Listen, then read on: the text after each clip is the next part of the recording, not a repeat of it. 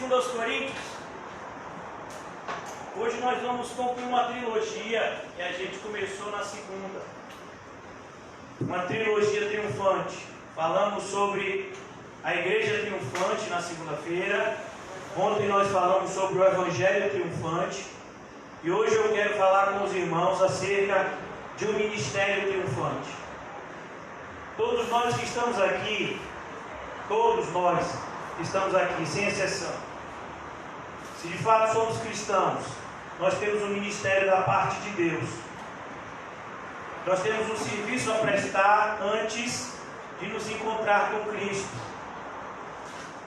Nós fomos salvos pela graça, e por essa mesma graça nós fomos comissionados a fazer parte da obra de Cristo. E o Senhor Jesus, de diversas formas, em diversos momentos, fala da importância que o cristão tem que refletir sobre isso, da importância como o cristão tem que refletir sobre que tipo de serviço ele está prestando ao seu Senhor. Jesus fala isso por várias vezes, de diversas formas, como disse os irmãos. Por exemplo, na parábola, onde ele diz que todo ramo que não der fruto será cortado e lançado fora. A parábola onde ele diz que existe um que escondeu o seu talento. Esse vai ter o seu talento tomado e vai ser contado como um servo mau e negligente. Então nós temos que repensar a nossa vida à luz não somente daquilo que Jesus fez e faz por nós, mas à luz daquilo que nós estamos fazendo por Ele. Um reflexo se eu entendi de fato o Evangelho de Cristo, é o que o Evangelho de Cristo causa em mim. Qual é a reação do Evangelho em você? A irmã Mirella fez uma oração aqui, espiritual, e nós vimos isso, como nós precisamos cada vez mais nos questionar se de fato o viver é Cristo. O viver é Cristo. Devemos nos questionar isso. Se o viver é Cristo, então nós devemos viver como Cristo. E se é uma coisa que Cristo nos deixou como exemplo, é o serviço. Ele não parava de servir ao próximo, ajudando a todos. Pessoas que seriam salvas e pessoas que não seriam salvas, mas ele ajudava. E ele diz: nenhum daqueles que vir a mim eu lançarei fora. O Senhor Jesus, em um determinado momento, ele olha para os seus discípulos e ele diz: olha, eu tenho uma coisa a falar a vocês. A seara é grande. Todos vocês sabem o que é a seara. Seara é um sinônimo de colheita. Ele estava olhando para uma colheita de trigo, muito provavelmente. A seara é grande, mas poucos são os ceifeiros. Essa realidade não mudou. E mais do que isso, Jesus nos ensina que nós não podemos, infelizmente, produzir ceifeiros na nossa própria força. Nós não temos a capacidade de fazer uma fábrica de ceifeiros. Um seminário teológico não produz ceifeiros. Jesus diz: oremos para o dono da seara, para que ele envie ceifeiros para a sua seara. Então, quando o apóstolo Paulo fala para nós o que ele está nos dizendo aqui, e hoje eu quero, apesar de nós termos lido já até o versículo 15, eu quero fazer uma releitura a partir do versículo 12, concluindo o capítulo 2 até o versículo 17. Se assim o Senhor nos permitir, eu gostaria de fazer uma exposição dos versículos 12 a 17, trazendo como luz, trazendo como frase-chave, ou como tema principal, o ministério triunfante. E é importante a gente entender o que é um ministério triunfante. Você ser um bom servo, nada tem a ver com você ser uma pessoa reconhecida como bom servo. Você pode ser um bom servo de Cristo e as pessoas te acharem um péssimo servo. Dá um exemplo, Jeremias. Jeremias chegou a ser visto muitas vezes como inimigo da sua nação. E na verdade ele amava tanto a sua nação, que estava disposto a pregar e ser odiado por ele, pelos seus, intercedia pelos seus, a ponto do próprio Deus dizer: Jeremias, pare de orar por esse povo. E esse povo achava que Jeremias era inimigo deles, achava que Jeremias estava trabalhando para o exército dos babilônicos, quando na verdade o que Jeremias estava dizendo era a mensagem de Deus, que chegou o momento, havia chegado o momento de Deus disciplinar o seu povo, e o faria isso por meio das mãos dos babilônios. Então aqui, irmãos, é importante que a gente entenda o que é ministério e o que é a palavra sucesso, o que é a palavra triunfo. Ministério, irmãos, é um serviço, e pode ser qualquer serviço, desde o serviço de ficar na porta recebendo os irmãos, arrumar a igreja, pintar a igreja, visitar um irmão doente.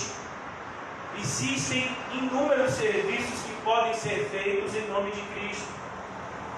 Os serviços são tão numerosos quanto as necessidades.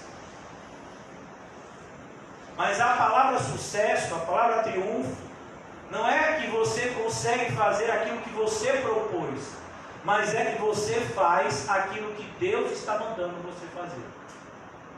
E na maioria das vezes Deus nos mandará fazer aquilo que nós não queremos, aquilo que muitas vezes nós não temos habilidade. Por exemplo, Deus chama um pescador para ser pregador. Deus chama um judeu para pregar para os gentios.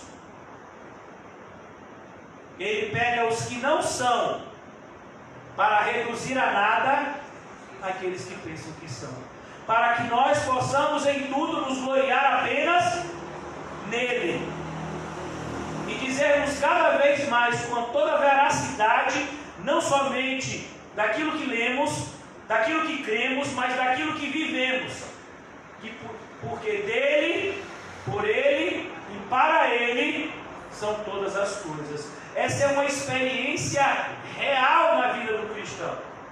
O cristão vê isso na Bíblia, o cristão vê isso na sua própria vida. Então aqui o apóstolo Paulo, ele começa, como eu disse a vocês, quero fazer uma releitura a partir do versículo 12. E ele diz que ele estava preocupado.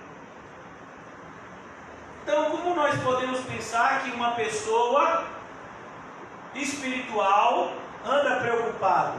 Claro que ele anda preocupado, irmãos. Ele se preocupa com as coisas espirituais. Existe uma diferença muito grande entre nos preocuparmos com as coisas do mundo e nos preocuparmos e nos ocuparmos com as coisas que são do alto. Por exemplo, irmãos, quer uma coisa para você se preocupar? A sua salvação. Você é salvo? Quer uma coisa para você se preocupar? Você tem produzido o fruto do Espírito? Quer uma coisa para você se preocupar? Você é de Deus ou você é do diabo? Porque a Bíblia vai dizer lá em 1 João capítulo 5 que o mundo inteiro está no maligno, mas nós somos de Deus. Será que nós fazemos parte do nós? Ou nós fazemos parte do mundo inteiro? Então, quando o apóstolo Paulo fala, por exemplo, que ele está preocupado com aquilo que ele deveria estar preocupado. Então, como servo de Deus, você tem que estar preocupado com a coisa.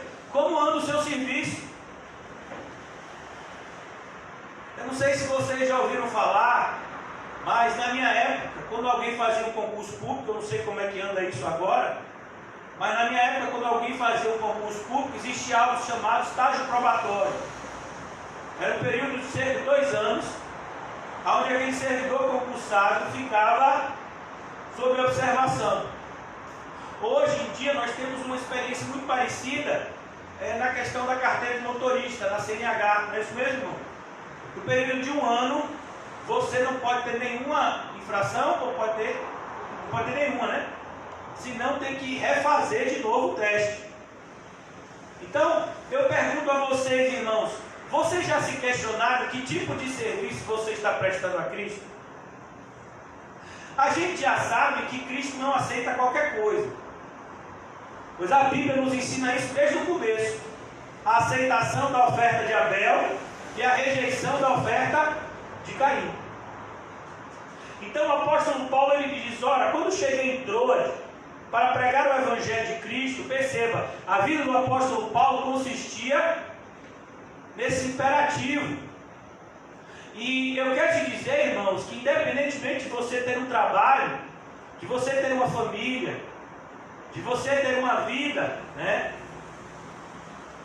que você faz afazeres normais, eu quero te dizer que a sua prioridade deveria ser pregar o Evangelho, no seu trabalho, na sua família, aonde quer que você esteja. Você precisa entender que você naquele lugar é a luz do mundo e o sal da terra. Não existe essa questão de que eu sou crente em determinados momentos do meu dia, em outros momentos do meu dia eu não sou crente.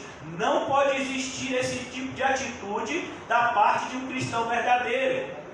Então nós somos aqui como o apóstolo Paulo, independentemente de onde o Espírito Santo sopre você e a mim, independentemente de onde nós estejamos plantados, nós precisamos dar frutos. E ele diz aqui, eu cheguei em Troade para pregar o Evangelho de Cristo, e uma porta se me abriu no Senhor. Olha que coisa, irmãos, o apóstolo Paulo, que havia enfrentado dificuldades em muitos lugares, aqui ele não enfrentou dificuldade, ele não enfrentou oposição. Ele disse simplesmente, uma porta se me abriu. As pessoas foram receptivas para ele aqui. Olha que coisa linda. Nem sempre, irmãos, as pessoas vão rejeitar o Evangelho. Eu não sei se você é igual a mim, mas eu meio que já sou traumatizado, e eu oro a Deus para que me limpe todos os dias. Todos os dias eu faço a mesma oração, porque eu já prego o Evangelho achando que as pessoas vão rejeitar, por conta não somente daquilo que a gente lê na Bíblia, que a gente vê que muitos são chamados e poucos são os escolhidos, mas por conta da nossa própria experiência, que a gente percebe que as pessoas não querem o que é certo, elas querem o que dá certo. Então vocês olham, o certo é isso. Não quero o que é certo, eu quero o que dá certo. Então quando a gente vive, a gente tem que tomar muito cuidado para que a gente não seja contaminado com esse pessimismo mundano, de entender que nada, ninguém vai aceitar mesmo, esse evangelho é coisa de maluco, né? Eu nem sei porque eu estou aqui mesmo, porque eu sou doido, né, de estar aqui.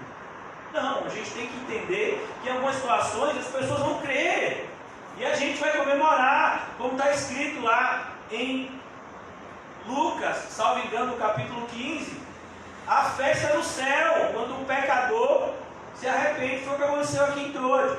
Mas apesar do apóstolo Paulo ter encontrado essa porta aberta em Troade, entenda essa porta aberta como pessoas recebendo o Evangelho, a mesma expressão você vai encontrar escrita por Lucas, lá em Atos capítulo 16, que o Senhor abriu o coração de Lídia para que ela cresça no Evangelho. Aqui, essa expressão repetida pelo apóstolo Paulo, e diz, se me abriu uma porta no Senhor.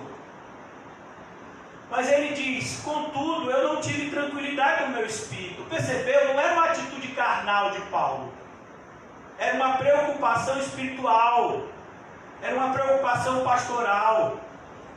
Por exemplo, irmãos, eu não sei se vocês percebem como eu fico angustiado de saber que tantos irmãos estão deixando de vir para a igreja porque estão com medo do Covid. Eu fico angustiado com isso. Por quê? Por causa de tudo que a gente sabe que é verdade. Ontem, nós fizemos uma exposição sobre o Evangelho triunfante, e fizemos essa exposição tendo como texto base o que está escrito em Marcos 8, 34 a 38. E a Bíblia é muito clara: todo aquele que tentar salvar a sua vida, perderá. Mas todo aquele que entregar a sua vida por amor a mim e ao Evangelho, achará. Tem alguma coisa mais direta que isso? Então, quando uma pessoa diz assim: eu deixei de ir para a igreja por conta dessa pandemia, mas quando passar a pandemia eu volto para a igreja, essa pessoa nunca teve em Cristo, irmão. Eu sou muito honesto. Essa pessoa nunca se converteu de verdade. Pode estar até me assistindo, pode estar chateado, mas isso é verdade. Se o motivo de você vir é um medo que você tem, então você não se converteu. Porque o cristão é aquele que, pelo poder do Espírito, e no Espírito, ele vence os medos para a glória de Cristo. Todos nós aqui temos receio hoje, mas um irmão nosso foi infectado, a irmã Cláudia. Ela postou nos grupos, acho que no feminino e também no grupo da comunidade. Ela fez o exame e ela trabalha, fazendo exames, ela é bioquímica. E ela trabalha numa UPA e ela fez o exame semanal que ela tem que fazer e deu lá que ela está. E ela já estava com dor de cabeça, ela está em casa, provavelmente deve estar assistindo a gente. Mas o irmão José está em isolamento, o irmão Quinho, o irmão, agora a irmã Cláudia, o irmão Fábio, com a esposa dele, teve também, não foi? O irmão, fiquei sabendo essa semana que o irmão Roque teve também. Então, assim, uma gama de pessoas da nossa igreja, o próprio pastor que está pregando aqui, contraiu essa enfermidade.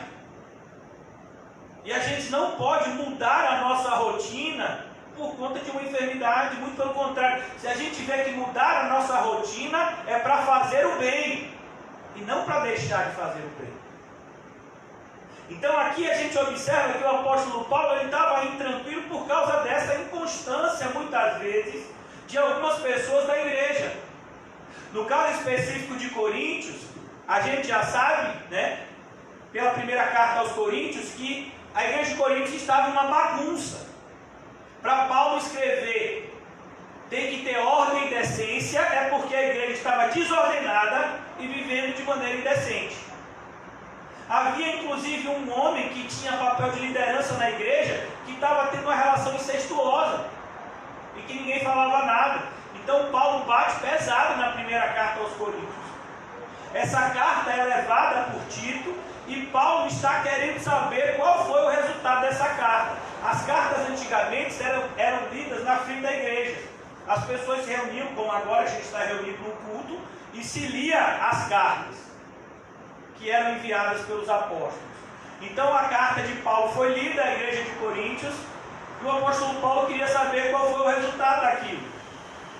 E ele então estava orando e estava angustiado por aqueles irmãos que ele ama, que ele amava, como nós amamos.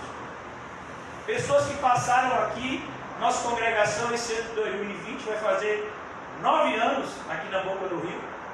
Pessoas que muitas vezes passaram tempo com a gente aqui, já há algum tempo. Mas a gente percebe essa inconstância, como se crentes, que a gente costuma dizer, que são crentes montanha-russa. Uma hora está cheio, outra hora está lá embaixo, vive assim dando loop. Então não pode ser assim. Nós temos que ser pessoas constantes no Senhor. O apóstolo Paulo estava angustiado por causa disso, porque sabia que a realidade da igreja, infelizmente, era uma realidade que estava precisando de disciplina. E por isso, o nosso tom sempre tem sido o mesmo. Porque não encontrei meu irmão Tito. Paulo não encontrou Tito, ele havia combinado de se encontrar com Tito em Troade. Tito não havia chegado ainda. Então Paulo desce um pouco mais e ele diz: por isso, despedindo-me deles, parti para Macedônia. Paulo entra mais na Grécia. A cidade de Troade, eu falei para vocês, é uma cidade bastante conhecida, da literatura e da mitologia, a cidade de Troia, que é aqui chamada de Troade, é uma cidade costeira. Então Paulo entra mais um pouco na Macedônia em busca de se encontrar com Tito, porque ele quer saber como anda a igreja de Corinto. E o apóstolo Paulo agora, a partir do versículo 14, ele vai começar a fazer a sua defesa pastoral. Até o capítulo 5, o tema de Paulo é justamente esse. A defesa pastoral dele, principalmente de por que a nova aliança ela é tão importante de ser abraçada.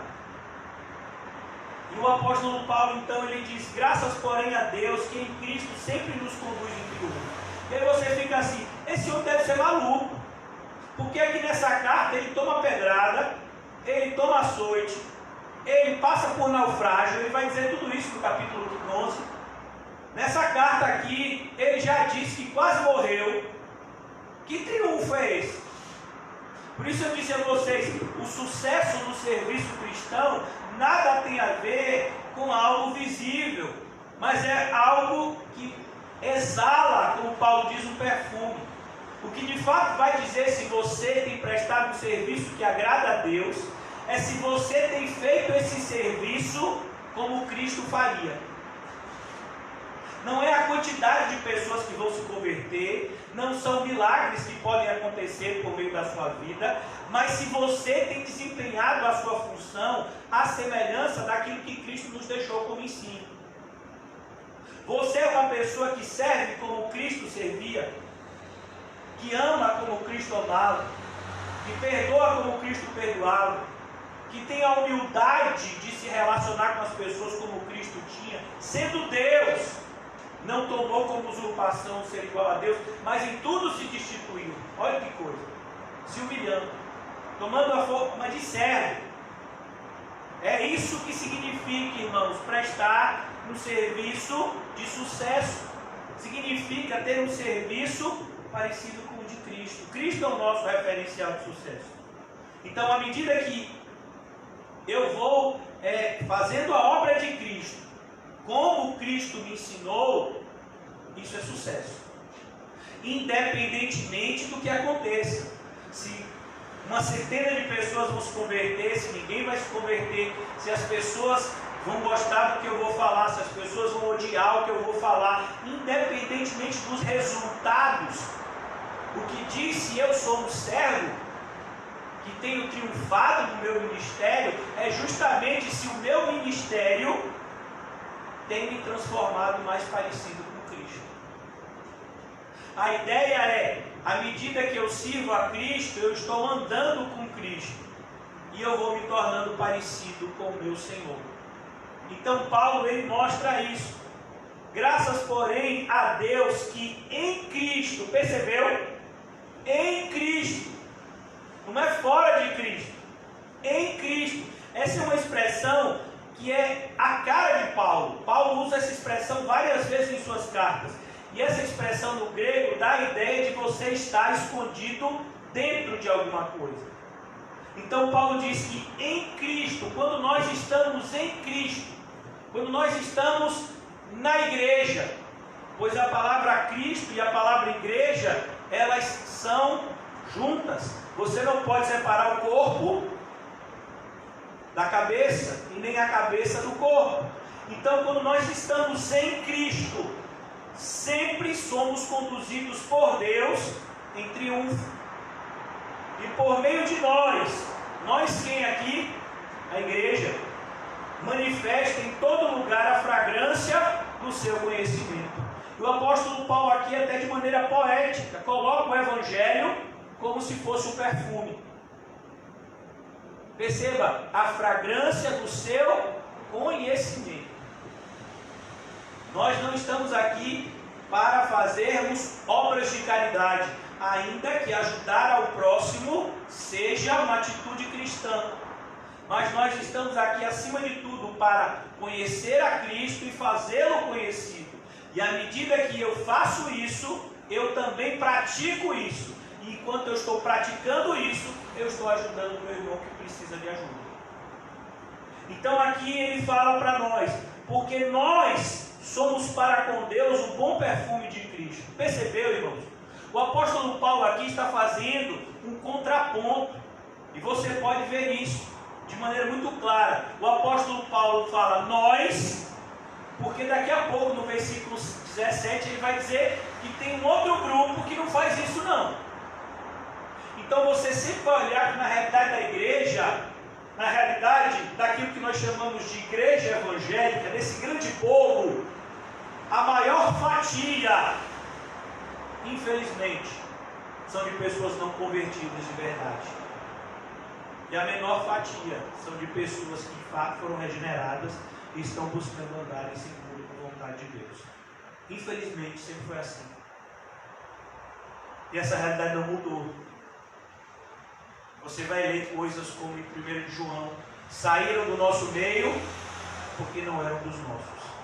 Você vai ler nas cartas pastorais: olhe, se prepare, viu, Timóteo, porque muitos apostatarão da fé, dando ouvido a espíritos enganadores.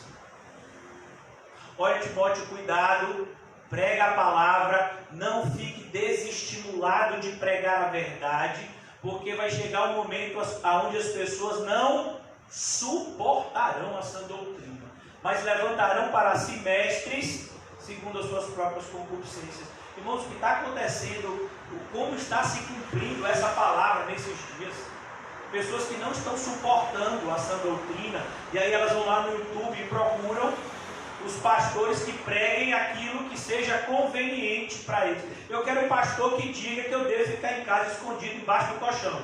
Aí eu vou lá e acho uma pregação lá de um pastor dizendo isso para mim. Está vendo aí, ó? Esse pastor é de Deus.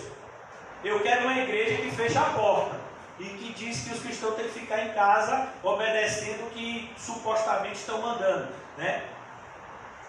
Aí eu vou na internet e acho, ó, tá vendo? Aquela igreja ali, ó, ela mandou o pessoal ficar em casa, tá todo mundo em casa e é todo mundo crente lá naquela igreja. É mesmo? Você acredita nisso? Então você deve acreditar que Judas está no céu, Judas Iscariotes, né? Você deve acreditar que Saul, né, o rei Saul foi um rei de Deus. Não, irmãos, na Bíblia nós vemos de maneira muito clara que existe o joio e existe o trigo. E que ambos crescem juntos até a colheita. Mas que chegará o momento da grande separação, aonde o Senhor enviará os seus anjos e vai separar o joio para um destino e o trigo para outro destino. E o questionamento é: nós somos o que, irmãos? Joio ou trigo? No primeiro momento, os dois são praticamente idênticos. A diferença é que o joio é mortal para quem come e que o trigo é um alimento saudável. Então aqui Paulo diz: olhe, cuidado, porque nós, versículo 15 da segunda carta de Paulo aos Coríntios, capítulo 2, versículo 15, porque nós somos para com Deus o bom perfume de Cristo. Paulo não está aqui falando de nenhuma forma, de maneira orgulhosa ou envaidecida. O que o apóstolo Paulo está falando é a verdade das Escrituras. Cristo ama a sua igreja e a usa para a sua glória. Se você quer entender ainda mais isso, irmãos, eu quero convidar vocês, deixe marcado 2 Coríntios. Muito próximo de 2 Coríntios, nós vamos encontrar uma outra carta escrita também pelo apóstolo Paulo. Tem a carta aos Gálatas e logo depois a carta aos Efésios. Olha que coisa linda. Efésios capítulo 1, versículo de número 20. Efésios 1, capítulo 1, versículo 20. O qual exerceu ele em Cristo, ressuscitando dentre os mortos e fazendo-o assentar-se à sua direita nos lugares celestiais. O apóstolo Paulo está falando dessa realidade espiritual, a glorificação absoluta do Filho, à medida que ele termina a sua obra aqui na terra, acima de todo principado e potestade, poder e domínio, e de todo nome que se possa referir não só no presente século, mas também no vindouro. A ideia de que Cristo está acima de tudo e todos. Cristo é um com o Pai e com o Espírito Santo, e portanto ele está acima de toda a criação. E no versículo 22 ele diz: e pôs todas as coisas debaixo dos pés dele. Olha que coisa. Tudo o que existe no universo está debaixo dos pés de Cristo. e para ser o cabeça sobre todas as coisas, o deu à igreja. Irmão, olha que coisa linda. Você parar para pensar nesse versículo. Cristo está acima de tudo e todos, e Cristo está conectado com a igreja, de maneira inseparável. Nessa mesma carta, Paulo vai falar sobre isso. O qual é o seu corpo. A gente pode separar o corpo do cabeça? Cristo é tudo em todos. Cristo está acima de tudo e todos. E você está em Cristo. Olha que coisa maravilhosa, irmão. Como não se sentir motivado a fazer as coisas que o Espírito nos compele a fazer diante de tantas promessas? Como nos sentir amedrontados se o viver é Cristo e o morrer é lucro? Como ter medo diante de promessas como o que está escrito em Romanos 8:28, todas as coisas cooperam para o bem daqueles que amam a Deus e que foram chamados segundo o seu propósito? Como ter medo diante disso, irmãos? Como ter medo diante da promessa do Salmo 23, que diz: certamente a bondade e a misericórdia me seguirão todos os dias? Ou você acredita ou você não acredita. O que você não pode é dizer que você acredita e depois se esconder embaixo da cama com medo. As promessas estão aí. E ele diz aqui em versículo 23, o qual é o seu corpo, a plenitude daquele que tudo enche em todas as coisas. Tudo enche. Nessa mesma carta, o apóstolo Paulo diz assim: não vos embriagueis com vinho, mas enchei-vos do Espírito Santo. Você tem uma vida cheia do Espírito Santo. Voltando agora para 2 Coríntios, Paulo era um exemplo de uma pessoa que tinha uma vida cheia do Espírito Santo. E pelo Espírito ele fazia o que fazia. Em 1 Coríntios, por exemplo, ele diz isso: e eu evangelizei mais do que todos os outros apóstolos juntos. Você já imaginou isso? Se você pegasse os 12 apóstolos e pegasse o apóstolo Paulo tinha evangelizado quantitativamente mais gente. Foi um propósito de Deus.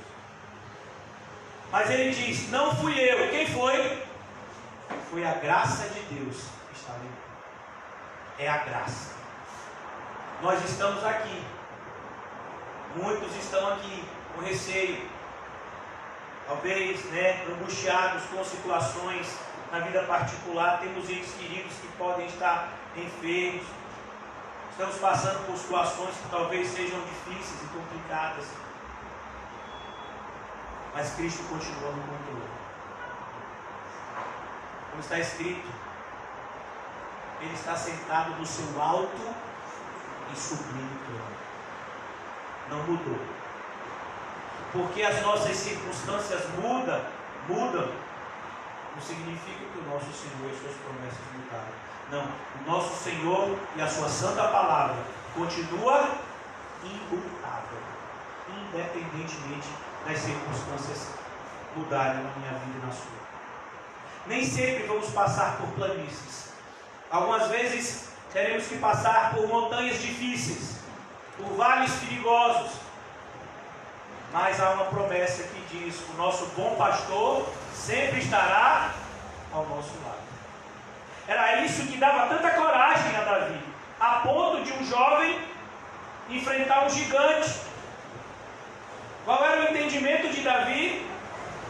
Ainda que eu passe pelo vale da sombra da morte, não temerei mal algum, porque o Senhor está comigo. Eu quero perguntar a você, irmãos: o Senhor está com você? Você sente a presença do Senhor na sua vida? Quando você ora, você sente a presença de Deus? Quando você lê a Bíblia, você sente Deus falando com você? Quando você vive na congregação local, ajudando e sendo ajudado, você sente a presença de Deus usando você na vida do seu semelhante, e muitas vezes usando o seu semelhante na sua vida? Isso é igreja, irmão. Igreja é um organismo vivo e não uma palavra morta. Igreja nada tem a ver, irmãos, com aquilo que está na placa. Igreja tem a ver com aquilo que vivemos aqui dentro.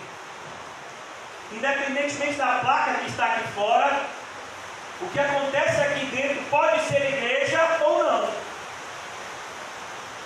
Cristo é o centro. A palavra de Deus é a nossa principal referência. O Espírito Santo é quem nos guia. Então é igreja. Se não é assim, então não é igreja.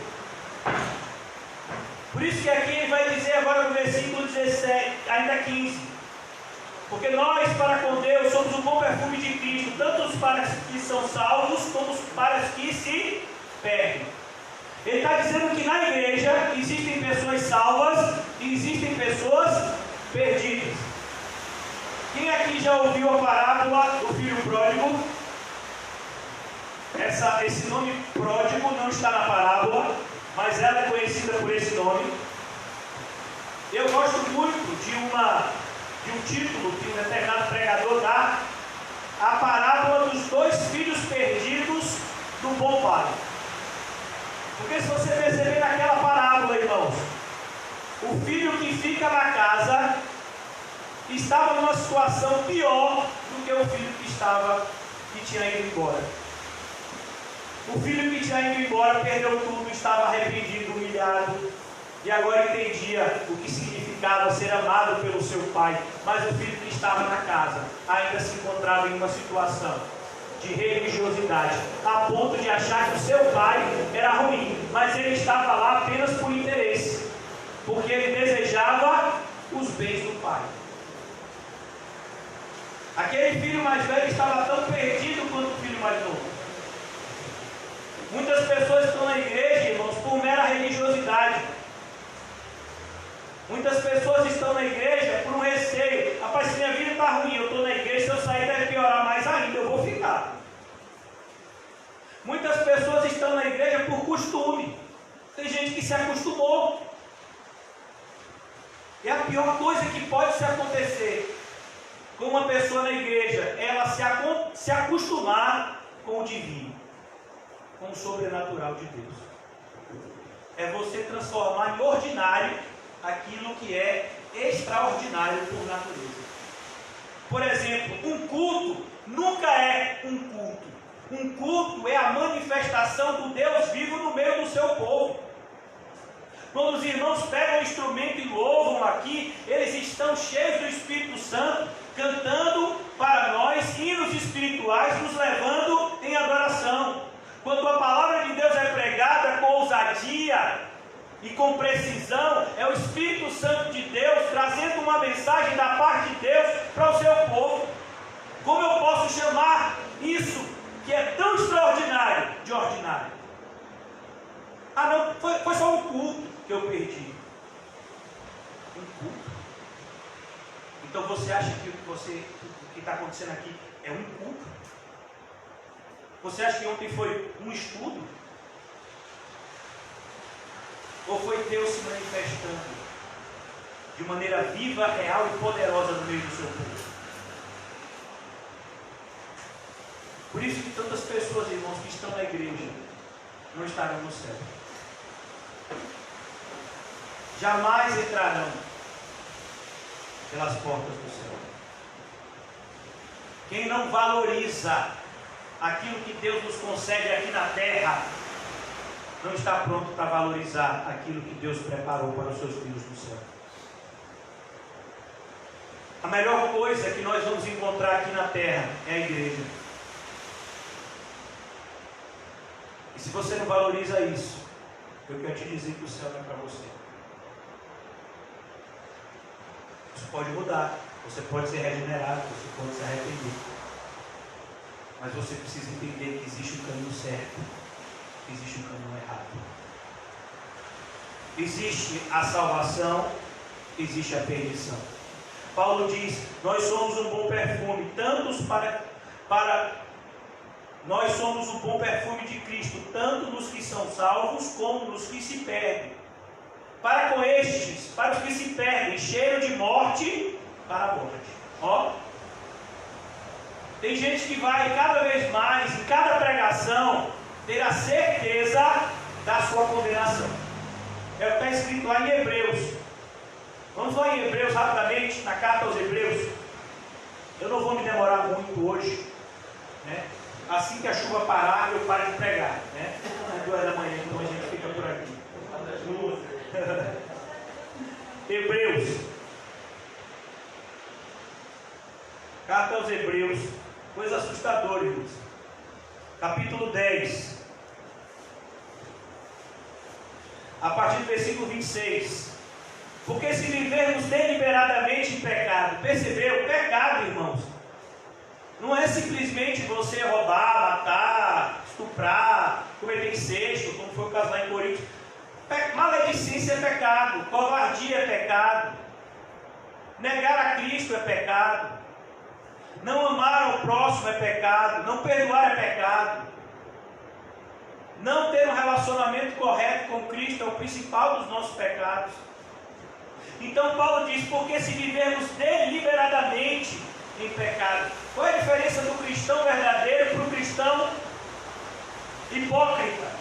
O cristão verdadeiro é aquele que está lutando contra o pecado. O cristão hipócrita é aquele que está ali colocando o seu pecado embaixo do tapete. Ele não está lutando contra o pecado. Ele apenas não quer que os outros vejam que ele é pecador. Aí ele esconde a sujeira para debaixo do tapete. Mas a gente já aprendeu que Deus é aquele que vê todas as coisas. Então aqui ele diz, porque se vivemos deliberadamente em pecado, depois de termos recebido o pleno conhecimento da verdade, e o pleno conhecimento da verdade, irmãos, eu quero te dizer logo, não é nada muito profundo não. É o fato de você entender que Jesus Cristo foi enviado por Deus para morrer pelos nossos pecados. Esse é o pleno conhecimento da verdade. O pleno conhecimento da verdade, não é, você não precisa fazer um seminário teológico, você não precisa nem ler a Bíblia toda. Leia a Bíblia toda para a sua edificação e leia várias vezes.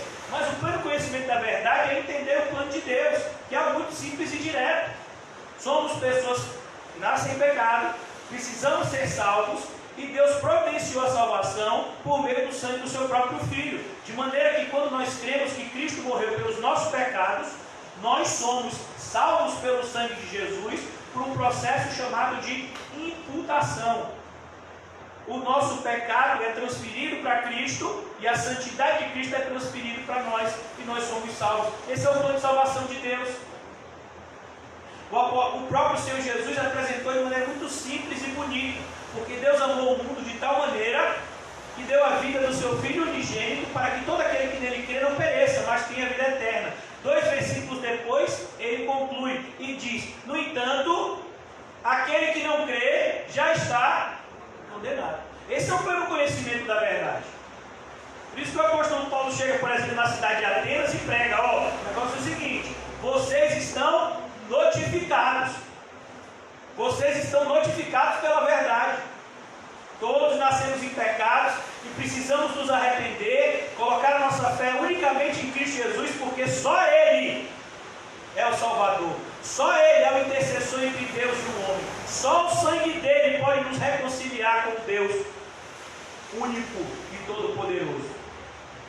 Isso é o pleno conhecimento da verdade. E ele diz, se nós rejeitamos isso, já não resta sacrifício pelos pecados. Versículo 27, pelo contrário, certa expectação horrível. Olha que coisa, olha essa expressão, irmão, uma expectativa horrível. Sabe aquele sentimento que você vai tendo de que vai dar alguma coisa errada? Tem pessoas que acreditam nessas coisas, né? Em negócio de não passa por debaixo de escada, está chovendo aqui, está me pagando. Eu estou achando que essa chuva é de Deus. Então, tem gente que quando vê gato preto, rapaz, eu vi um gato preto aqui, eu acho que vai dar alguma coisa errada, viu? Tem gente que acredita nessas coisas, né? Sexta-feira 13, quando sai de casa, imagine, se toda sexta-feira 13 você ficar em casa. Então tem gente que infelizmente ainda acredita nessas coisas, né? Então aqui ele está dizendo de maneira muito clara, olha, o que resta é uma expectativa horrível de um juízo e fogo vingador, prestes a consumir os adversários. Adversários de quem, irmão? Adversários de Cristo. Se lembra que a gente leu em Efésios que Cristo é o cabeça e que Deus colocou todas as coisas embaixo dos seus pés? Então, se você não tem seguido a Cristo como deveria, você é um adversário dele. E você precisa entender que vai chegar um momento onde esse juízo vai nos alcançar. Pelo contrário, uma expectativa horrível de juízo e fogo vingador, prestes a consumir os adversários, sem misericórdia, morre pelo depoimento de 2 ou 3 testemunhas quem tiver rejeitado a lei de Moisés. De quanto mais severo castigo julgai vós, será considerado digno aquele que calcou. Calcou significa pisou. Aquele que pisou os pés, pisou o Filho de Deus e profanou o sangue da aliança, com o qual foi santificado e ultrajou o Espírito da graça. Nós conhecemos aquele que disse: a mim pertence a vingança, eu retribuirei. Outra vez o Senhor julgará o seu povo. Horrível coisa é cair na mão de um Deus vivo.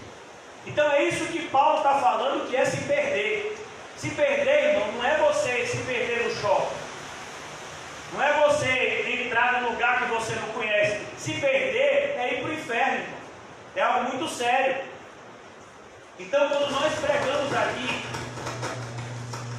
glória a Deus, receba.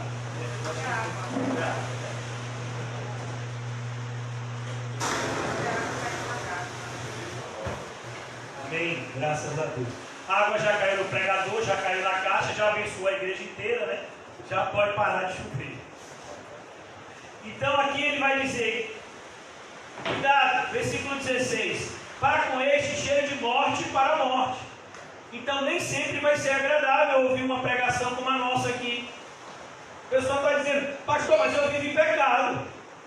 E agora? Quer dizer que porque eu vivo em pecado eu vou para o inferno? É isso aí. Então quer dizer que se eu continuar vivendo a vida que eu estou vivendo, quando eu fechar os meus olhos, é inferno, tormento. É isso aí. Cheiro de morte. E não é uma morte qualquer. Ele está falando aqui da segunda morte, que está lá em Apocalipse. E vai falar justamente: olha, cuidado com a segunda morte, que é o lago de fogo e enxofre. Você ama os seus entes queridos? Eu amo os meus. Eu não tenho receio que eles morram. Eu tenho receio que eles morram e vão para o inferno. Porque a morte faz parte da vida, irmão. Ninguém vive para sempre aqui nessa terra. Ninguém vive para sempre. O próprio Adão viveu 900 e tantos anos, morreu. Tantas pessoas viveram tanto tempo e morreram. Pessoas que foram para o céu e pessoas que não foram para o céu. Então o problema não é a morte, o problema é para onde você vai depois da morte. E o apóstolo Paulo traz essa ênfase toda vez que ele prega o Evangelho, porque é impossível a gente pregar o Evangelho sem falar de 3 assuntos centrais, como pecado, justiça e juízo. Por isso que, como serviço cristão, você prestando um serviço vai ter que necessariamente falar algo que vai desagradar a muitos. Se você de fato quiser prestar um serviço que agrada a Deus, em muitos momentos você vai desagradar aos seus ouvintes. Um evangelho triunfante nem sempre vai ser um evangelho bem quisto pelo mundo. Quase sempre vai ser um evangelho mal quisto. Mas ele diz que também há aroma de vida para a vida. Ao passo que muitos rejeitarão o Evangelho e por conta dessa rejeição irão para o inferno, alguns vão crer em Cristo, no seu sacrifício perfeito e vicário, e serão salvos. E nós precisamos entender que o Senhor nos encarregou essa sublime tarefa de fazer tudo para com todos, para, se possível, salvar alguns. Mais uma vez, fazer tudo para com todos, para, se possível, mas eu vou fazer tudo para com todos. Então aqui o apóstolo Paulo, agora concluindo, irmãos, ele diz: quem, porém, é suficiente para estas coisas? O apóstolo Paulo diz: quem está preparado para essa verdade? Quem está preparado? Quem é capaz de verdadeiramente viver isso aqui? E ele mesmo dá a resposta. porque nós não estamos como tantos outros, percebeu? Agora nós entendemos que aquilo que o apóstolo Paulo começa a dizer no versículo 12, ele conclui aqui no versículo 17. Ele está falando em relação aos seus opositores. Os opositores de Paulo tinham uma raiva de Paulo, porque Paulo dava prejuízo para eles. Você quer desagradar alguém, meu filho?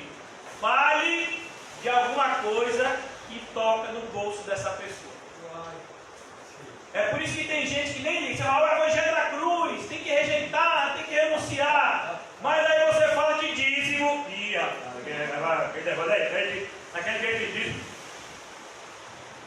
Você fala de, irmão, abra mão daquilo que você tem para ajudar quem tem menos. Pastor, eu não recebi esse chamado. Eu recebi esse chamado. Cada um deve ficar no seu chamado. Então, a parte mais vulnerável do ser humano é o bolso. E quem diz isso é o próprio Jesus. Você não pode servir a dois senhores. O apóstolo Paulo diz que a raiz de todos os males é o amor ao dinheiro. E essa verdade, irmãos, vale fora e dentro da igreja. Então, quem é que fica com raiva do verdadeiro evangelho? Principalmente aqueles que estão querendo ter lucro com o falso evangelho. Nós vivemos uma época, irmãos, onde existem reportagens em cima de reportagens que pequenas igrejas, grandes negócios. Grandes igrejas, enormes negócios. Nós vivemos uma época, irmãos, aonde quem vai decidir o futuro da nação, segundo os próprios sociólogos, são os evangélicos. Eu não sei se vocês estudam um pouco, né? Se não estudam, não precisa. Mas se você estudar um pouco de sociologia, você entender um pouco o que está acontecendo no mundo, principalmente no nosso país, você vai perceber que o fiel da balança, tanto na eleição passada, quanto na eleição futura, são os evangélicos. Que do ponto de vista numérico, tem crescido bastante. Do ponto de vista numérico. Como eu já disse a vocês, a maioria desses evangélicos, de evangélico não tem nada. Mas eles se autorrotulam como evangélicos. Nós temos no Congresso Nacional uma bancada evangélica. Nós temos ministros de estados que são evangélicos. Existem prefeitos de capitais, né, como a capital do Rio de Janeiro, que é um ex-bispo da Universal, o prefeito da cidade do Rio de Janeiro. Então, para você ver como o movimento evangélico tem crescido do ponto de vista numérico a se tornar algo atrativo para aqueles que desejam lucro e poder. E são essas pessoas que inevitavelmente, invariavelmente, vão odiar você e a mim.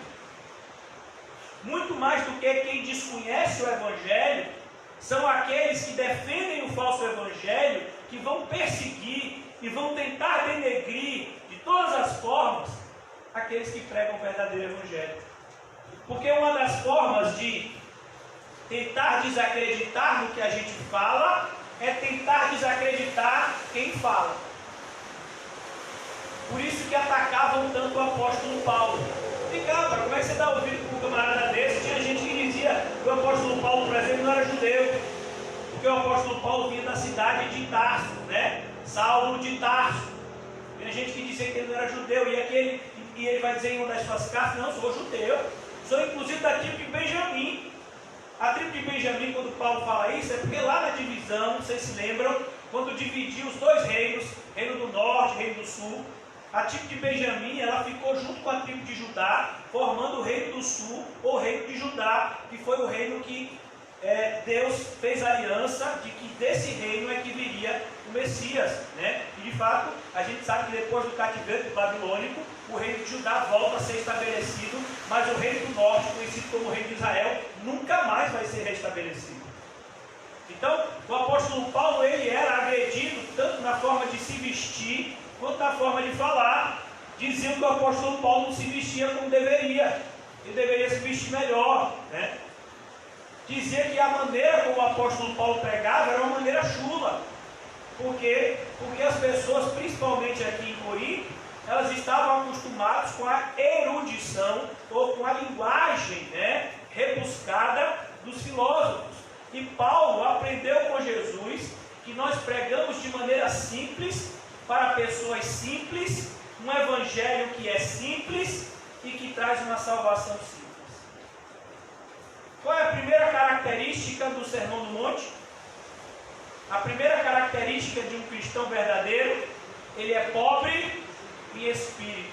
E quem é pobre em espírito vai morar onde? Mora onde? No céu. Bem-aventurados são os pobres em espírito, porque deles é o reino dos céus.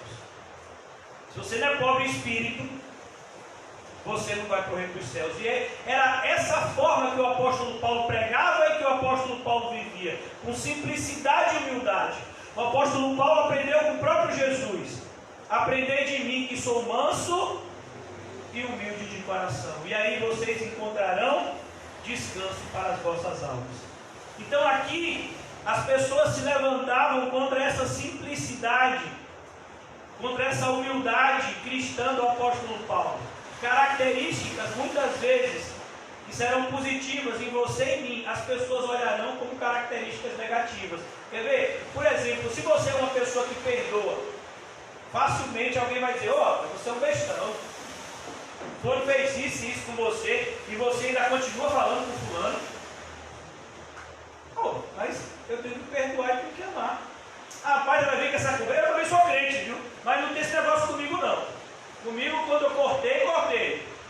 Pô, que tipo de cristianismo é esse? Por isso que o apóstolo Paulo falou no capítulo 2: nós não ignoramos o que Satanás quer fazer com a igreja. O que Satanás quer fazer com a igreja? Unir quem Deus separou e separar quem Deus uniu. E nós, como cristãos, estamos bem atentos, tanto àquilo que o Espírito manda a gente fazer, quanto às astutas ciladas que o inimigo tenta tramar ao nosso redor. Então aqui no versículo 17, quero concluir aqui essa noite, porque nós não estamos como tantos outros. Olha que coisa triste, irmãos. A seara é grande, quantos são ceifeiros, muitos ou poucos, mas, e para pregar o falso evangelho, aí tem muita gente. Para pregar o falso evangelho, meu filho, vai ter muita gente. Quer ver uma coisa que se multiplicou na nossa região, né, na Bahia? Centro de recuperação. Por quê? Porque centro de recuperação é uma das melhores formas de você iniciar na vida política. Sabia disso? Que o diga o deputado federal mais votado do nosso estado, que é o quê? O presidente do centro de recuperação. Que foi eleito o mais votado do estado e elegeu seu filho também, um dos mais votados. Ele foi eleito deputado federal, eu acho, e o filho dele estadual. E como foi que ele começou? O centro de recuperação. E hoje em dia, né, continua fazendo política com esse centro de recuperação. E muitos estão aprendendo. Ele fez escola e tem deixado muitos, né, pastores, principalmente em cidades do interior, seguindo as suas pegadas malignas, usando isso, usando igreja, usando o centro de recuperação como moeda de troca na área política. Que coisa triste, deplorável. Ver um homem desse carregando uma Bíblia que muito provavelmente ele nunca leu. E se leu, não levou a sério. Porque senão não faria as coisas que ele faz e não falaria as coisas que ele fala. Então aqui, nós não estamos como tantos outros. Tantos outros. O que você acha, irmãos, que acontece na maioria das igrejas? Ele vai usar a palavra mercadejar. O que as pessoas estão fazendo? Mercadejando. Você entra em uma igreja, dificilmente você vai conseguir encontrar uma igreja que não tem uma lanchonete. Quando não tem uma lanchonete, tem algum irmãozinho da igreja com uma mesinha na porta da igreja vendendo alguma coisa para a obra. E aí você vai encontrar pessoas com os seus livros, né, que a gente tem hoje em dia a literatura evangélica. Você vai encontrar os cantores evangélicos vendendo os seus DVDs, os seus ingressos para show, os seus CDs. você fica assustado porque o Evangelho virou um negócio. As pessoas que deveriam ser fiéis, elas viraram o quê? Clientes.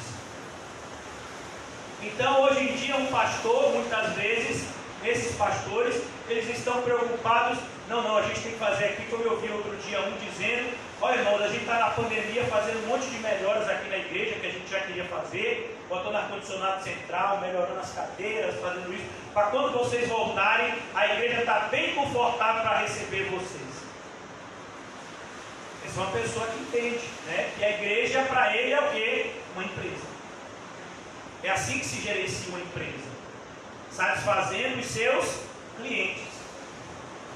Por isso a palavra aqui é uma palavra mercantil. O apóstolo está usando uma palavra da área da economia, mas essa palavra aqui, irmãos, ela tem alguns significados. Essa palavra também era utilizada quando um comerciante mau caráter, ele misturava vinho com água, ou misturava vinho ruim com vinho bom, né, para poder ganhar mais dinheiro. Como às vezes pessoas foram pegas, né, donos de combustível, que muitas vezes misturavam, faziam misturas para poder ter um lucro maior, ou adulteravam a bomba, né, e você comprava 1 litro de combustível e só vinha 900 ml. Então a palavra aqui, mercadejar, é justamente pessoas que não estão entregando aquilo que deveriam entregar. E elas, por que elas não estão fazendo isso? Porque elas querem lucro. Se eu entregar aquilo que Jesus mandou eu entregar, eu não vou ganhar nada, eu vou ganhar pedrada das pessoas, eu vou ganhar maldição. Então eu preciso fazer alguma coisa aqui para mudar essa realidade. Paulo diz: nós não somos como essas pessoas. Paulo está falando isso numa linguagem até certo ponto dura, por conta da rejeição tão grande que ele enfrentou em Corinto. Paulo foi praticamente enxotado de Corinto na sua segunda visita, por conta desses irmãos terem dado ouvido aos falsos mestres e acreditarem que eles estavam certos e que Paulo estava errado, que de fato eles podiam ter uma liberdade maior como cristãos, viverem uma vida até certo ponto imoral, sendo cristãos. Paulo diz: não, como cristãos não, irmãos, como cristãos nós temos que ter uma vida santa. E aquilo que o apóstolo Paulo pregou para eles na sua segunda viagem, né? Não na sua segunda carta, mas na sua segunda viagem, foi rejeitado. Por isso então Paulo envia a Tito com a primeira carta que a gente tem aqui na Bíblia. Então Paulo diz aqui: nós não estamos mercadejando a palavra de Deus. A palavra de Deus para nós não é um negócio. A palavra de Deus para nós é um mandamento. Ide por todo mundo e pregai o meu evangelho. Faça discípulos em todas as nações, batizando-os em nome do Pai, do Filho e do Espírito Santo, e ensinando a eles tudo aquilo que eu ensinei a vocês. Isso é pregar o evangelho. Mas infelizmente, irmãos, infelizmente, a gente sabe que essa não é a verdade da maioria das igrejas evangélicas. A maioria das igrejas evangélicas só tem funcionado por conta de dinheiro. Ouvimos escândalos em cima de escândalos, né? Dos mais famosos aos menos famosos, daqueles que estão na televisão, aqueles que não estão na televisão. Mas vocês, aqui nós temos irmãos que moram em bairros mais distantes, irmãos que moram em outras localidades. Os bairros de vocês têm igrejas, e vocês sabem que na maioria das igrejas, o bairro de vocês funciona dessa forma. O pastor está lá e o propósito do pastor é ser um pastor de sucesso, que vai ganhar dinheiro e que vai ficar famoso. 99% dos pastores hoje em dia querem ficar famosos e ganhar dinheiro. E eles veem isso até como profecia. Tinha gente que chegava aqui no começo e dizia: veja assim, Deus tem uma obra grande na sua vida. Eu digo: meu irmão, para cima de mim. Que negócio de obra grande? Deus quer que eu seja humilde. Você virar para mim e dizer: Deus quer me quebrar todinho. Eu digo: amém. É isso, eu creio. Olha, Deus vai tirar ainda mais coisa. Eu digo: amém. É isso mesmo, deve ter. Deus vai tirar meu orgulho, vaidade, tanta coisa que Ele tem que tirar. Mas você virar para mim e dizer: Deus quer fazer de você um homem famoso. Eu digo: está repreendido em nome de Jesus. Há muito tempo atrás, um pastor muito mais sábio que eu já dizia que os aplausos mataram mais profetas do que as pedradas. Pessoas começaram humildes e fiéis, depois perderam a humildade e logo depois perderam a fidelidade. Por isso o apóstolo Paulo diz: tome cuidado. Tome cuidado com aqueles que têm feito da palavra de Deus uma fonte de lucro. Nós não estamos aqui para lucrar com a palavra de Deus. Nós não estamos aqui contando cabeças. Nós não estamos aqui querendo inchar a igreja. Nós estamos aqui fazendo uma obra. A obra de Cristo, que é pregar o Evangelho. Quem vai convencer o homem do pecado, da justiça e do juízo? O Espírito Santo. Eu e vocês, enquanto pregadores da palavra de Deus, nós podemos levar a palavra de Deus somente até os ouvidos. Só o Espírito Santo pode trazer do ouvido e implantar no coração do pecador. Então nós temos que saber o que é papel nosso e o que é o papel de Cristo nessa obra que é feita de maneira conjunta. Deus escolheu que ela fosse feita dessa forma. O pregador prega a verdade e o Espírito Santo vivifica a verdade no coração dos eleitos. Sempre foi assim que as pessoas foram salvas. Sempre foi assim que os habitantes do céu entraram no céu, por meio de ouvirem a verdade e terem essa verdade vivificada em seus corações pelo Espírito Santo. Então o apóstolo Paulo diz: nós não estamos como tantos outros, mercadejando a palavra de Deus. Então, irmãos, você tem que saber a diferença entre o verdadeiro profeta e o falso profeta. Se você não sabe essa diferença, muito provavelmente você não é um verdadeiro crente. E ele diz aqui, agora concluindo: antes, em Cristo é que falamos na presença de Deus. Percebeu porque toda pregação é algo solene? Porque todo culto, irmãos, é algo extraordinário. Porque, como nós estamos lendo aqui, nós estamos em Cristo falando na presença de Deus. Vocês sabiam que Deus está aqui? Deus está aqui, irmão. Ele estava aqui antes da gente chegar. E Ele está aqui durante o culto. Ele está aqui nos fortalecendo, nos repreendendo naquilo que tem que repreender, nos consolando naquilo que tem que consolar. E Ele está fazendo isso principalmente por meio da sua palavra. Todas as vezes que um pregador é separado por Deus para ministrar, pode ser 5 minutos, pode ser 5 horas, a palavra de Deus, se de fato é a obra de Cristo que está sendo feita naquele lugar, está sendo feito em Cristo e na presença de Deus. Portanto, deve ser visto como algo soleníssimo. Nunca olhe para um culto como algo pequeno. O culto é sempre algo extraordinário. Pergunte a Davi: alegrei-me quando fui convidado. Ele nem tinha ido. Eu fui convidado a estar em Cristo na presença de Deus e já fiquei alegre. Então nós precisamos aprender a valorizar, irmãos, aquilo que Deus valoriza. Nós precisamos aprender a rejeitar aquilo que Deus rejeita, porque se Deus rejeita é porque não presta. Nós precisamos entender cada vez mais, eu quero bater nessa tecla mais uma vez antes da gente terminar. Existe o certo, existe o errado. Você está do lado do quê? Do certo ou do errado? Existe as luzes, existe a luz e existe as trevas. Você está do lado de quem? Nós, como cristãos, precisamos nos posicionar. Isso vai ser muito doloroso, irmãos. Em algumas situações isso vai ser muito doloroso. Isso muitas vezes vai significar nos afastar de pessoas que amamos. Ou muitas vezes sermos rejeitados por pessoas que amamos. isso em Cristo e na presença de Deus. Esse tem que ser o retrato da sua vida. Se eu pudesse concluir na noite de hoje aquilo que nós iniciamos alguns minutos atrás, essa exposição, cujo título nós nominamos o Ministério Triunfante. O Ministério Triunfante é um ministério que é feito em Cristo e na presença de Deus.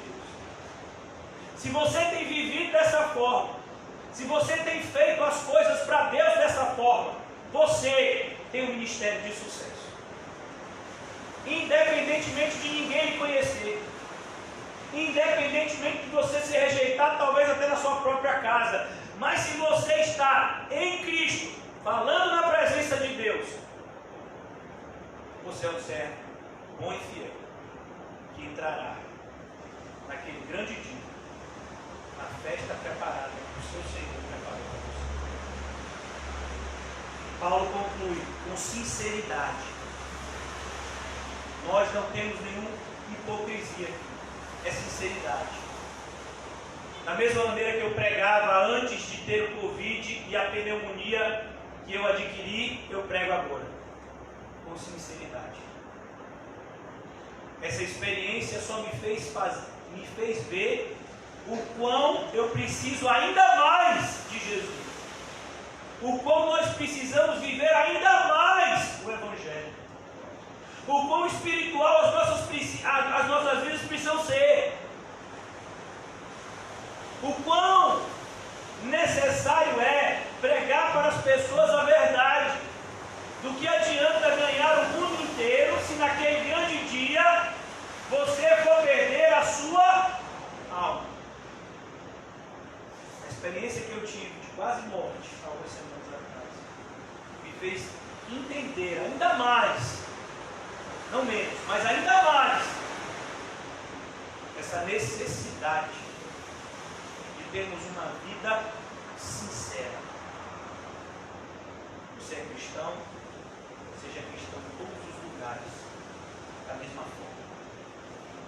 Pois em todos os lugares você deve estar em Cristo e entender que você está na presença de Deus, com sinceridade e da parte do próprio Deus. Um servo de sucesso é um servo de Deus. Alguém pergunta: para quem você trabalha? Eu trabalho para Deus. Mas pastor, eu trabalho como isso ou como aquilo. Meu filho, independentemente de onde você desempenha a sua função, você trabalha para Deus. Você precisa entender que você é um servo de Deus. Vocês aqui, mulheres, devem viver vidas como servas de Deus. A nossa prioridade deve ser Deus. Não devemos seguir a correnteza do mundo, mas nadar contra ela. A correnteza do mundo nos levará a um grande abismo. Nós estamos andando na contramão do mundo. Se de fato nós somos chamados, regenerados, justificados, glorificados, nós andamos na contramão do mundo. Que o Senhor nos ajude nessa noite, irmão, a repensar o serviço que prestamos a Ele. Porque existe um grande pecado que tem invadido a igreja. Talvez esse seja o nosso assunto de amanhã. Eu não sei ainda, vamos orar. Mas existe um grande pecado que tem invadido as igrejas, que é o pecado de não fazer nada. O pecado de entender que como cristão a gente está simplesmente esperando o momento em que a gente vai se encontrar com Jesus, e muitos estão orando para que esse momento seja daqui a muito tempo, porque ainda querem viver muita coisa aqui na terra. Não é porque quer trabalhar para Deus, não, porque quer aproveitar o mundo. Ó Deus, eu quero ir para o céu, mas deixa antes eu conhecer a França, a Itália, deixa antes eu surfar no Havaí, deixa antes eu pular de paraquedas, deixa antes eu ter essa experiência. Ó Deus, eu quero ir para o céu, mas eu quero primeiro ver meu netinho crescer, eu quero estar na formatura do meu filho. Ó Deus, eu quero ver minhas filhas fazendo 15 anos. Ó, você não é crente? Está buscando essas coisas no mundo. Então a gente tem que repensar o nosso cristianismo. Porque o cristianismo falso levará ao inferno verdadeiro. orar. Ó Deus, obrigado por estar aqui na noite de hoje. Desde já eu te agradeço, Senhor, pelo teu amor, pelo teu consolo. Ó Deus, como disse o apóstolo Paulo aqui, o Senhor sempre nos conduz em triunfo, nós somos gratos a Ti, Deus. E cada vez mais o Senhor nos abençoe com o encher do Teu Santo Espírito. Faz de nós, Senhor, vasos aos quais o Senhor possa usar. Sejamos cada um de nós aqui teus instrumentos, Senhor. E sejamos cada um de nós aqui contados como servos fiéis, que trabalham diligentemente para agradar o seu Senhor. Desperta, Senhor, talentos. Abre os nossos olhos espirituais para que percebamos o que é que o Senhor espera de cada um de nós. Porque uma vida que é vivida sem propósito é uma vida sem significado algum, Senhor. Por isso vemos tantas pessoas na igreja infelizes, porque elas estão vivendo vidas sem propósito. Mas que o Senhor cada vez mais evidencie, ilumine o coração e a mente de cada um de nós o teu propósito nas nossas vidas e nos dê graça para desempenhar, Senhor, a função que assim o Senhor deseja. Abençoa, Senhor, os nossos irmãos em Cristo que estão enfermos. Oramos, irmão, oramos nessa noite pela irmã Cláudia, que ela possa, meu Deus, cada vez mais ter a sua saúde restabelecida, pelo irmão José, pelo irmão Quinho, pelo irmão Leão. Oramos, meu Deus, pela irmã Osana, pelo irmão Dylan. Ó Deus, por César, por Lani. Se eu tenho esquecido alguém, Senhor, que o Senhor possa lembrar dessa pessoa. Mas a minha memória é fraca, Senhor, mas a tua não. Oramos pelo pai de José, que foi internado, mas já saiu da UTI, Senhor, já está no ambulatório. Ó Deus, tem misericórdia, tem misericórdia. Oramos nessa noite, Senhor, principalmente por aqueles que estão enfermos na fé. Pelos nossos irmãos na igreja, Senhor, que muitas vezes foram atacados e alvejados por setas malignas, se apartaram da comunhão, se afastaram do propósito. Ó Deus, ajuda esses nossos irmãos a voltarem, não para a igreja, mas a voltarem para Cristo, e em Cristo estarem conosco junto na igreja, Senhor. Que cada vez mais, Senhor, a tua luz seja perceptível na nossa vida. Oramos assim em nome de Jesus. Amém e graças a Deus. Amém, irmãos? Saúdem-se mutuamente com um cumprimento santo, com um olhar santo, né? Não se esqueça de dizer a você mesmo, não somente agora, mas durante os principais momentos do seu dia: Deus está no controle.